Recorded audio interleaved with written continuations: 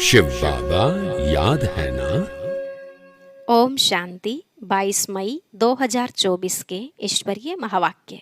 पहले सुनते हैं मुरली के मुख्य पॉइंट्स। बाबा ने कहा, पुरुषार्थ तो सब करते हैं, परंतु जो जास्ती पुरुषार्थ करते हैं वह प्राइज भी जास्ती लेते हैं। अब तुम्हें कर्मातीत होकर जाना है, इसलिए कोई भी फ्लो न रहे। अंदर से सारा किचड़ा निकाल बहुत खुशबूदार फूल बनना है। भले खामियां तो सब में हैं, परंतु अब संपूर्ण बनना है। कल्प कल्प बने हो, इसमें कोई संशय नहीं आना चाहिए। बाबा ने कहा, मुख्यतः सब खामियां आती हैं देह अभिमान के कारण, इसलिए अंतर्मुखी हो। हरेक को अपनी जांच करनी है कि हमारे में देह अभिमान कहाँ तक है। तुम्हारी अवस्था अंत तक ऐसी पक्की हो जाए जो शरीर छूटने समय और कोई भी याद न आए। मित्र संबंधी आदि सबको भूलना है। एक बाप से ही सारे संबंध रखने हैं। बाबा ने कहा, इस दुनिया की भले कितनी भी प्यारी कोई चीज हो, लेकिन तुम्हारा लव सिवाय बाप के और कोई तरफ नहीं जाना चाहिए। आत्मा को बहुत लवली बनाना है तो बस एक लवली बाप को याद करो। इस याद से तुम इतने लवली प्योर देवी देवता बन जाते हो जो लास्ट समय तक भी तुम्हारी पूजा होती रहती है। लास्ट में बाबा ने कहा, जैसे बाप ने तुम बच्चों का ज्ञान से श्रृंगार किया है, ऐसे तुम्हें औरों का करना है। सर्विस के लायक बन, बहुत हड्डी सर्विस करनी है, तभी बाप दादा दोनों के दिल पर चढ़ सकते हैं। अब सुनते हैं महावाक्यों को विस्तार से। मुरली का सार। मीठे बच्चे, तुम्हें कर्मातीत बनकर जाना है, इसलिए अंदर में कोई भी फ्लो नहीं रहना चाहिए। अपनी जांच कर कमियां निकालते जाओ। प्रश्न, किस अवस्था को जमाने में मेहनत लगती है, उसका पुरुषार्थ क्या है? उत्तर, इन आँखों से देखने वाली कोई भी चीज सामने ना आए, देखते भी ना देखो। देह में रहते देही अभिमानी रहो। यह अवस्था जमाने में टाइम लगता है। बुद्धि में सिवाय बाप और घर के कोई वस्तु याद ना आए, इसके लिए अंतर्मुखी हो। अपनी जांच करनी है, अपना चार्ट रखना है। ओम शांति। मीठे मीठे सिकिलधे रूहानी बच्चे, यह तो जानते हैं कि हम अपनी दैवी राजधानी स्थापन कर रहे हैं। इसमें राजाएं भी हैं तो प्रजा भी हैं। पुरुषार्थ तो सब करते हैं। जो जास्ती पुरुषार्थ करते हैं वह जास्ती प्राइज लेते हैं। यह तो एक कॉमन कायदा है, यह कोई नई बात नहीं है। इसको दैवी बगीचा कहो व राजधानी कहो। अभी यह है कलयुगी बगीचा अथवा कांटों का जंगल। उसमें भी कोई बहुत फल देने वाले झाड़ होते हैं, कोई कम फल देने वाले होते हैं, कोई कम रस वाले आम होते हैं, कोई कैसे होते हैं। फूलों के, फलों के, ऐसे भिन्न भिन्न प्रकार के झाड़ होते हैं। वैसे ही तुम बच्चों में भी नंबरवार पुरुषार्थ अनुसार है। कोई बहुत अच्छा फल देते हैं, कोई हल्का फल देते हैं। भिन्न भिन्न झाड़ होते हैं। यह फल देने वाला बगीचा है। इस दैवी झाड़ की स्थापना हो रही है अथवा फूलों के बगीचे की स्थापना हो रही है कल्प पहले मिसल।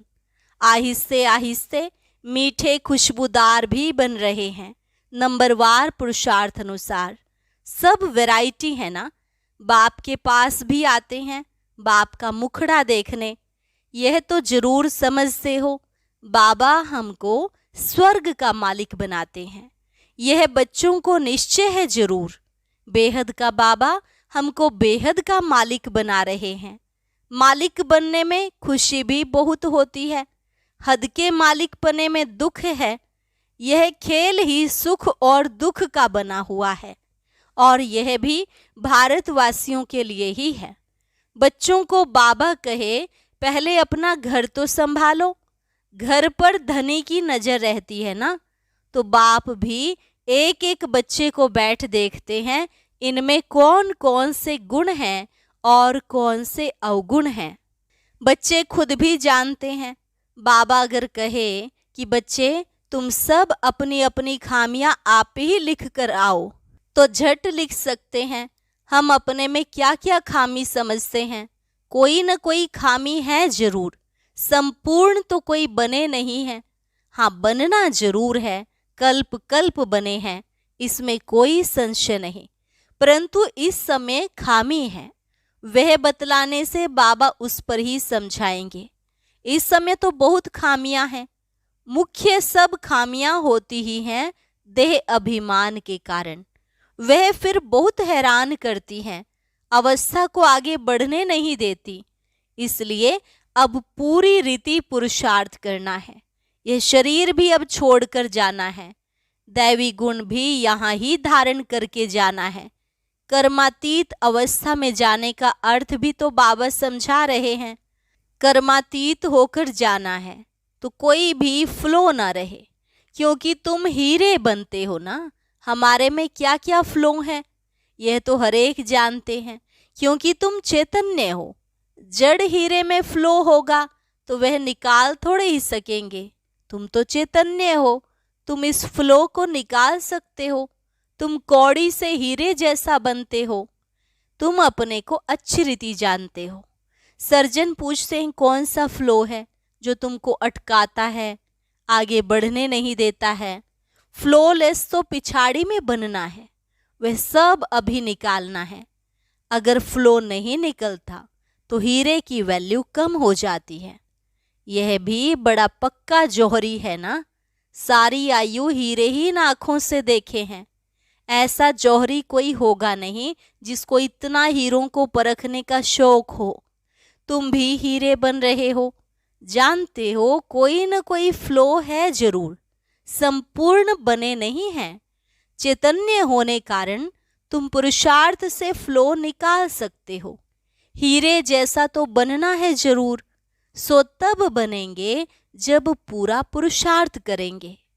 बाप कहते हैं तुम्हारी अवस्था ऐसी पक्की हो जो शरीर छूटने समय अंत में कोई भी याद ना आए। यह तो क्लियर है, मित्र संबंधी आदि सबको भूलना है, संबंध रखना ही है एक बाप से।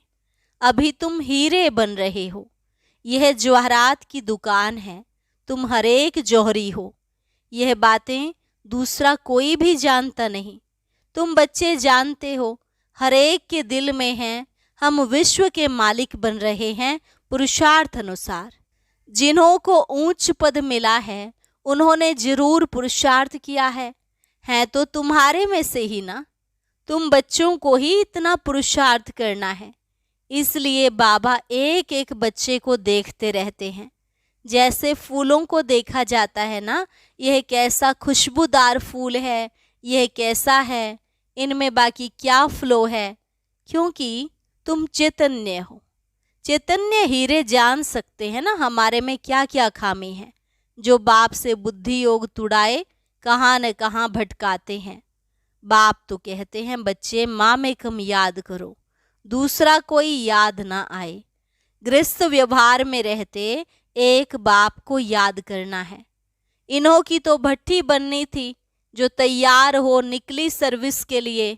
देखते हैं पुराने पुराने जो हैं वह अच्छी सर्विस कर रहे हैं, थोड़े नए भी ऐड होते जाते हैं। पुरानों की भट्टी बननी थी, भल पुराने हैं तो भी खामियां हैं जरूर। हर एक अपने दिल में समझते हैं कि बाबा जो अवस्था बनाने के लिए कहते हैं वह अभी बनी नहीं है। एम ऑब्जेक्ट तो बाप समझाते हैं। सबसे जास्ती खाद है देह अभिमान की, तब ही देह की तरफ बुद्धि चली जाती है। देह में होते हुए देही अभिमानी बनना है। इन आँखों से देखने वाली चीज कोई भी सामने ना आए, ऐसी अवस्था जमानी है। हमारी बुद्धि में सिवाय एक बाप के और शांति धाम के कोई भी वस्तु याद ना आए, कुछ भी साथ नहीं ले जाना है। पहले पहले हम नए संबंध में आए, अभी है पुराना संबंध। पुराने संबंध की जरा भी याद ना आए। गायन भी है, अंत काल जो श्री सिमरे, यह अभी की ही बात है। गीत तो कलयुगी मनुष्यों ने बनाए हैं, परंतु वह समझते थोड़े ही हैं। मूल बात बाबा समझाते हैं, एक बाप के सिवाय और कोई याद ना आए। एक बाप की याद से ही तुम्हारे पाप कट जाएंगे और पवित्र हीरे बनेंगे। कोई कोई पत्थर तो बहुत वैल्यूबल होते हैं, माणिक भी वैल्यूबल होते हैं। बाप अपने से भी बच्चों की वैल्यू ऊंच करते रहते हैं। अपनी जांच करनी होती है। बाप कहते हैं, अंतर्मुखी हो, अपने में देखो हमारे में क्या खामी है, कहाँ तक देह अभिमान है। बाबा पुरुषार्थ के लिए भिन्न भिन्न युक्तियां समझाते रहते हैं। जितना हो सके एक की याद रहे, भले कितने भी प्यारे हों, खूबसूरत बच्चे बहुत लवली हों, तो भी किसकी याद ना आए। यहाँ की कोई भी चीज याद ना आए। कोई कोई बच्चे में बहुत मोह रहता है। बाप कहते हैं, उन सब से ममत्व मिटाए, एक की याद रखो। एक लवली बाप से ही योग रखना है, उनसे सब कुछ मिल जाता है। योग से ही तुम लवली बनते हो, लवली आत्मा बनती है। बाप लवली प्योर है ना, आत्मा को लवली प्योर बनाने के लिए बाप कहते हैं, बच्चे जितना मुझे याद करेंगे तुम अथाह लवली बनेंगे। तुम इतने लवली बनते हो जो तुम देवी देवताओं की अब तक पूजा हो रही है। बहुत लवली बनते हो ना। आधा कल्प तुम राज्य करते हो और फिर आधा कल्प तुम ही पूजे जाते हो। तुम खुद ही पुजारी बन अपने चित्रों को पूजते हो। तुम हो सबसे लवली बनने वाले। परंतु जब लवली बाप को अच्छी रीति याद करेंगे तब ही लवली बनेंगे। सिवाय एक बाप के और कोई याद ना आए तो अपनी जांच करो कि बाप को बहुत लव से याद करते हैं। बाप की याद में प्रेम के आंसू आ जाएं। बाबा मेरा तो आपके सिवाय दूसरा ना कोई, और कोई की याद ना आए। माया के तूफान ना आए। तूफान तो बहुत आते हैं ना, अपने ऊपर बहुत जांच रखनी है। हमारा लव बाप के सिवाय और कोई तरफ तो नहीं जाता है। भले कितनी भी प्यारी चीज हो तो भी एक बाप की ही याद आए। तुम सब एक माशूक के आशिक बनते हो। आशिक माशूक जो होते हैं, एक बार एक दो को देख लिया बस, शादी आदि भी नहीं करते, रहते भी अलग हैं, परंतु एक दो की याद बुद्धि में रहती है। अभी तुम जानते हो हम सब आशिक हैं एक माशूक के। उस माशूक को तुम भक्ति मार्ग में बहुत याद करते थे, यहाँ भी तुम्हें बहुत याद करना है, जबकि वह सम्मुख है। बाप कहते हैं, मामेकम याद करो तो तुम्हारा बेड़ा पार हो। इसमें संशय की कोई बात नहीं है। भगवान से मिलने के लिए सब भक्ति करते हैं। यहाँ कोई कोई बच्चे तो बहुत हड्डी सर्विस करते हैं। सर्विस के लिए जैसे एकदम तड़फते हैं, बहुत मेहनत करते हैं। यह भी तुम जानते हो कि बड़े आदमी इतना नहीं समझ सकेंगे, परंतु तुम्हारी मेहनत कोई व्यर्थ नहीं जाती है। कोई समझकर लायक बनते हैं और फिर बाबा के आगे जाते हैं। तुम समझते हो यह लायक है व नहीं। दृष्टि तो उन्हों को तुम बच्चों से मिलती है। श्रृंगार करने वाले तुम बच्चे हो। जो भी यहाँ आए हुए हैं उन सब को तुम बच्चों ने श्रृंगार कराया है। बाबा ने तुमको कराया है, तुम फिर औरों का श्रृंगार कराए ले आते हो। बाप ऑफरीन देते हैं, जैसे श्रृंगार किया है ऐसा ही औरों को भी कराते हैं, बल्कि अपने से भी औरों को अच्छा करा सकते हैं। सबकी अपनी अपनी तकदीर है ना। कोई कोई समझने वाले समझाने वालों से भी तीखे हो जाते हैं। समझते हैं इनसे हम अच्छा समझा सकते हैं। समझाने का नशा चढ़ता है तो वह फिर निकल पड़ते हैं। बाप दादा दोनों की दिल पर चढ़ पड़ते हैं। बहुत नए नए हैं जो पुरानों से भी तीखे हैं। कांटों से अच्छा फूल बन पड़े हैं। इसलिए बाबा एक एक को बैठ देखते हैं, इनमें क्या क्या कमी है। यह कमी इनमें से निकल जाए तो बहुत अच्छी सर्विस करे। बागवान है ना, दिल होता है उठकर पिछाड़ी में भी जाकर देखूं, क्योंकि पिछाड़ी में भी जाकर बैठते हैं। अच्छे अच्छे महारथियों को तो फ्रंट में बैठना चाहिए। इसमें किसको धक्का आने की तो बात ही नहीं। अगर धक्का आएगा, रूठेंगे तो अपनी तकदीर से रूठेंगे। सामने फूलों को देख देख अथाह खुशी होती है। यह बड़ा अच्छा है, इसमें थोड़ा डिफेक्ट है, यह बहुत अच्छा साफ है, इनमें अंदर कोई जंक जमी पड़ी है, तो वह सारा किचड़ा निकालना है। बाप जैसा लव कोई नहीं करता। स्त्री का भी पति में लव रहता है ना, पति का इतना नहीं होता, वह तो दूसरी तीसरी स्त्री कर लेते हैं। स्त्री का तो पति गया बस या हुसैन करती रहती है। पुरुषों के लिए तो एक जूती गई तो और कर लेंगे। शरीर को जूती कहा जाता है। शिव बाबा का भी लॉन्ग बूट है ना। अब तुम बच्चे समझते हो, हम बाबा को याद करेंगे, फर्स्ट क्लास बनेंगे। कोई कोई फैशनेबल होते हैं तो जूतियां भी 4-5 रखते हैं, नहीं तो आत्मा की जूती एक है, पाँव की जूती भी एक होनी चाहिए। परंतु यह एक फैशन पड़ गया है। अभी तुम समझते हो बाप से हम क्या वर्षा पाते हैं। हम उस पैराडाइज के मालिक बन रहे हैं। हेवन को कहा ही जाता है वंडर ऑफ वर्ल्ड। जरूर हेवनली गॉड फादर ही हेवन स्थापन करेंगे। अब तुम प्रैक्टिकल में श्रीमत पर अपने लिए स्वर्ग स्थापन कर रहे हो। यहाँ तो कितने बड़े बड़े महल बनाते हैं, ये सब खत्म हो जाएंगे। तुम वहाँ क्या करेंगे? दिल में आना चाहिए, यहाँ तो हमारे पास कुछ भी नहीं है। वैसे ही भल बाहर में घर गृहस्थ में रहते हैं, यह भी समझते हैं सब कुछ बाबा का है, हमारे पास तो कुछ नहीं, हम ट्रस्टी हैं। ट्रस्टी कुछ नहीं रखते हैं, बाबा ही मालिक है। ये सब कुछ बाबा का है। घर में रहते भी ऐसे समझो। साहूकारों की बुद्धि में तो यह बातें आ न सके। बाबा कहते हैं ट्रस्टी हो रहो, कुछ भी करो बाबा को इशारा देते रहो। लिखते हैं बाबा मकान बनाऊं, बाबा कहेंगे भले बनाओ, ट्रस्टी होकर रहो। बाप तो बैठा है ना। बाप जाएंगे तो सब इकट्ठे जाएंगे अपने घर, फिर तुम चले जाएंगे अपनी राजधानी में। हमको फिर कल्प कल्प आना ही है पावन बनाने। अपने समय पर आता हूँ। अच्छा, मीठे मीठे सिकिलधे बच्चों प्रति मात पिता बाप दादा का याद प्यार और गुड मॉर्निंग। रूहानी बाप की रूहानी बच्चों को नमस्ते। रूहानी बच्चों की रूहानी बाप दादा को नमस्ते नमस्ते, गुड मॉर्निंग। धारणा के लिए मुख्य सार। पहली पॉइंट, सभी से ममत्व निकाल एक लवली बाप को याद करना है। अंतर्मुख हो, अपनी कमियों की जांच कर निकालना है। वैल्यूएबल हीरा बनना है।